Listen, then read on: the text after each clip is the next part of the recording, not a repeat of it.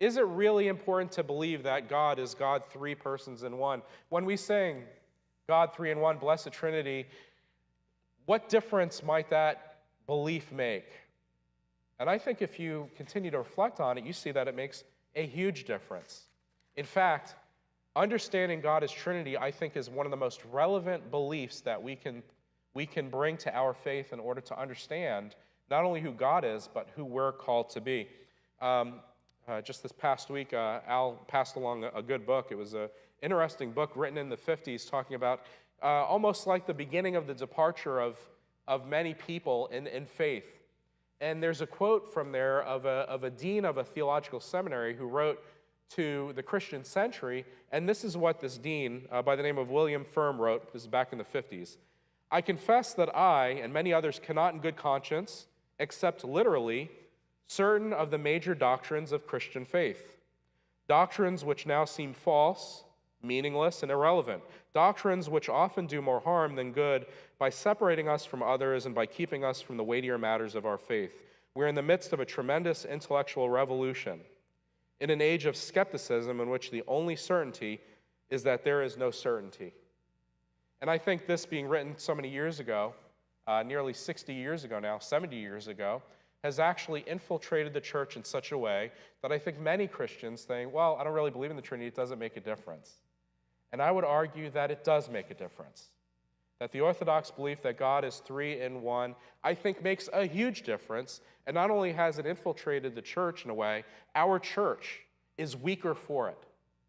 And that our faith has become irrelevant because of the abandonment and departure of what it really, I think, really truly means to understand the Trinity. What does it mean how does it make a difference to understand and to think about God as three persons in one? Well, for one, I think that the difference that it makes is that understanding God as community and relational versus what we have taken to become a very individualistic faith, a very individualistic religiosity. We have forgotten what the importance of being in community, of being a part of a family. I want you to think about the first two sins of the Bible. The first one is Adam and Eve trying to replace God. Satan comes along and says, if you just eat of this fruit, you will become like God. And you can eat the fruit, you won't die. And rather than being in relationship with God, they isolate themselves and they do disobey and they take that fruit. And then they hide. They're isolated. The relationship between God and humankind is separated and marred.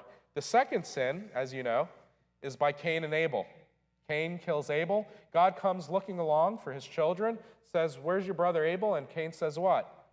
Am I my brother's keeper? Am I my brother's keeper? The mark of sin is not only the need and the drive to replace God and to make gods of ourselves, but to separate ourselves from our brothers and sisters, not only in Christ, but to separate ourselves from the human story to the point where we do not see our responsibility and the relationship and the community and the call to be in communion one with another to the point where we literally say, I'm not my brother's keeper. You're on your own. Writing several years ago, A.W. Tozer, the great theologian, says this: we live in a self-assured age in which we teach men not to die with Christ, but to live in the strength of their dying manhood. You see, the Trinity makes a huge difference. It calls us out of our individualistic self-centeredness back into the relationship of what God intended us to be, in community with one another, in communion with God, and in a deep solidarity with our neighbor. Jesus told us the greatest commandment is to love God with all of our heart, all of our strength, all of our mind. You see, our whole being comes together in order to love God. We are not divided, separated. We are swept up in communion with God, but then to love our neighbor as we love ourselves. Drawing our relationship closer to God draws us into that relational triune God to remember that we are part of a community. When one of us suffers, we all suffer. When one of us is exploited, we are exploited. When one is dehumanized, we are dehumanized. We become dehumanized in our dehumanization of others. We need to reestablish the truth of the Trinity, to re-engage and to be in solidarity with our neighbor. Something is lost when we believe that the Trinity is either irrelevant or not important to our faith.